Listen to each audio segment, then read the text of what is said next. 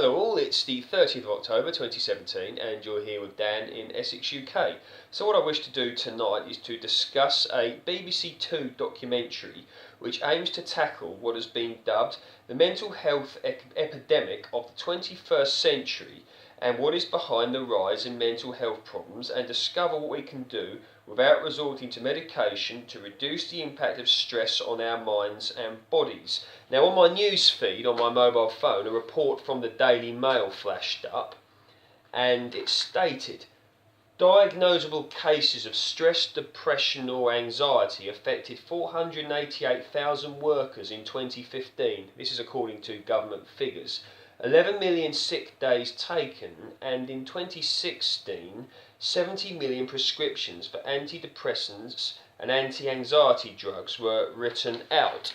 Now, if you type into your search engine, either on your mobile phone or your computer, whatever, type in "forget drugs, gardening is the ultimate stress buster." So now, whether this is true or not is not for me to say, but type that in and you'll see the report, and you will get to you can read it, and it mentions about gardening being used as sort of a, as I stated, a stress buster being used in certain treatments. So have a read of the report, but it's been making me think really.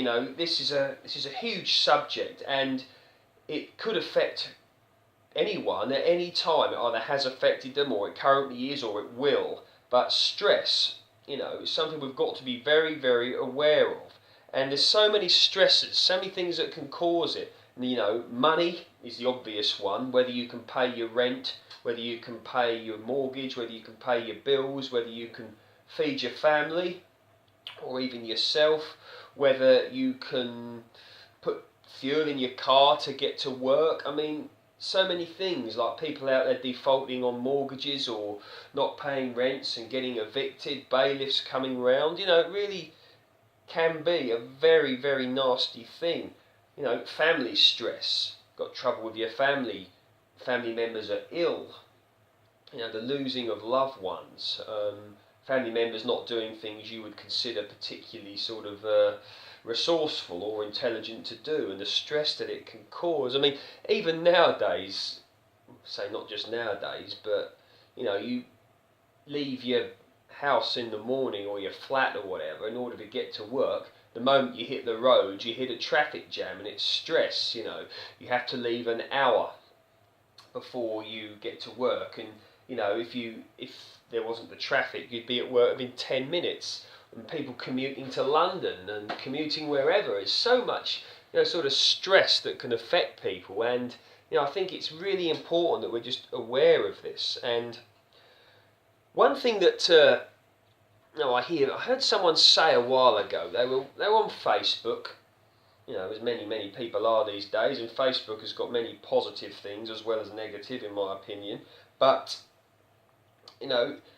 this person was telling me that they were looking at it, and they felt that their own life was inadequate because everyone else on there appeared to be having such a great life and doing so many things. And I said, yeah, they could well be, but at the same time, they're only showing you what they want you to see. You're not seeing the other side of it. And in a way, it could be a false representation, and people buying new items and posting it on Facebook.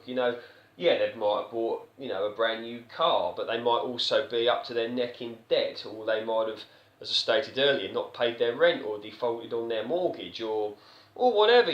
People can show what they want on there, and people can say all sorts of things, but in many ways it's making people feel inadequate nowadays, and in a lot of ways that is a shame. With the sort of social stress and maybe the anger, the envy, the jealousy even in some cases involved, it can be nasty. And you've got employment stress, haven't you? Whether you like your job or not, you might be stuck in that job, or at least think you're stuck in that job, or at least for the time being have to do it, and you really don't enjoy it. You don't like your work colleagues, you don't like your customer, you don't like the company policy and procedure, you don't like having to travel so far to work. So many things could be considered. And one thing that I've always thought about work is the way that society is organised, or not now, whatever, you're going to get a load of people in a big factory or a big employment place or wherever, in a hospital, in a supermarket, leisure centre, think where you want, and you're going to throw a load of people in together who would have literally nothing to do with each other otherwise, and simply, put them all together.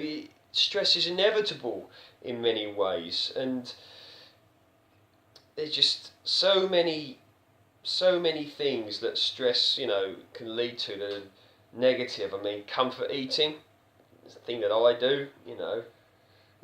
Sugary food. Although, as my long-term viewers know, I have improved this recently. I mean, eating 2 bags of, chewy sweets a day is not good, is it? Not for anyone. But that's, what it was getting to. So I stopped all that, but or at least reduced it. I mean, some people are into, heavy alcohol consumption. They sit there with the old brandy or whatever, and you've got drug taking as well. But what ultimately, drew my attention to this was the fact, forget drugs, gardening is the ultimate stress buster. When I read that, and it made me think, like, when you're doing your garden, you're thinking of so many could be thinking of so many nice things. You're getting your exercise, you're growing good healthy food, you're getting time with nature as well. You're out there listening to the birds sing, and sometimes you just have to stop and listen in a very busy world. So much going on. You're driving about, maybe you've got your radio on, something really nasty can happen and you know about it the moment, shortly after it's happened, because it flashes up on your news feed or someone tells you. And also, if you're doing your garden or you're doing your allotment, you're getting a bit of interaction, aren't you, with people, which in many ways now I feel that interaction has suffered, partly to do with social media, because people maybe don't speak so much directly face to face as they once did. They just bomb a message or bomb an email. I don't know, just a consideration, from me. And you get your time to reflect, don't you, if you're down your allotment and you're thinking, or out in your garden. So yeah, and also like keeping skills alive, which may become more and more important as time goes by, even if it's a simple thing such as growing, some potatoes or growing runner beans.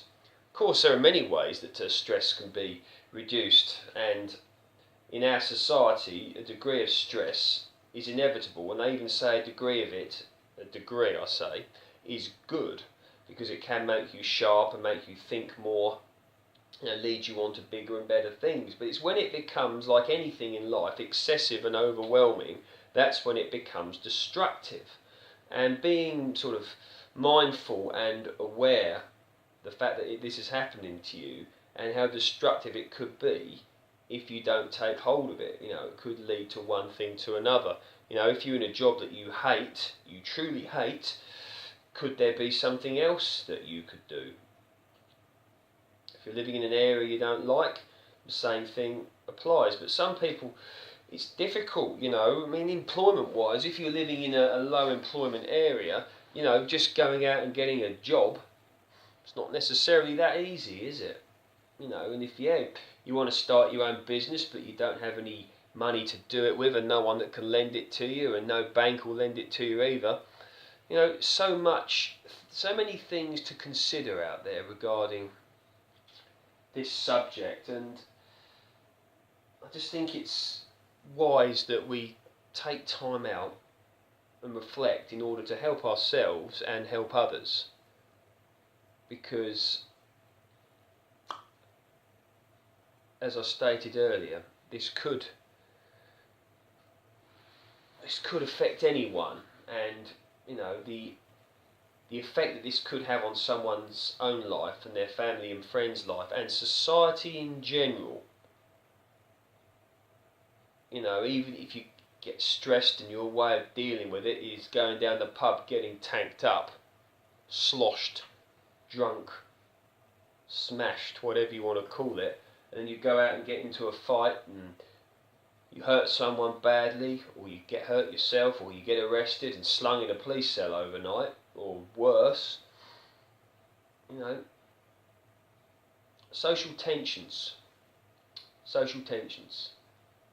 people living in close proximity, you know, there not being the necessary amount of utilities or services in an area to cope with the size of the population. This all leads to stress, or could do, and lead to worse things happening. It's worth a thought. It's worth a lot of thought. And what can we do as individuals or as groups in order to lessen the detrimental effects of certain things that are going on?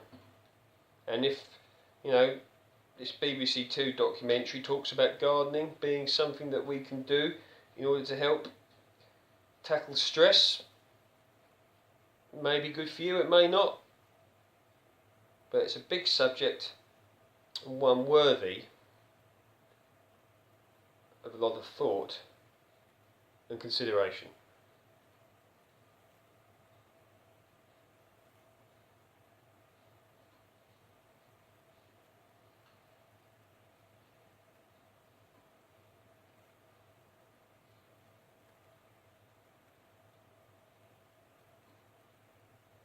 As always, I wish everybody out there, you know, that you're feeling well and doing well.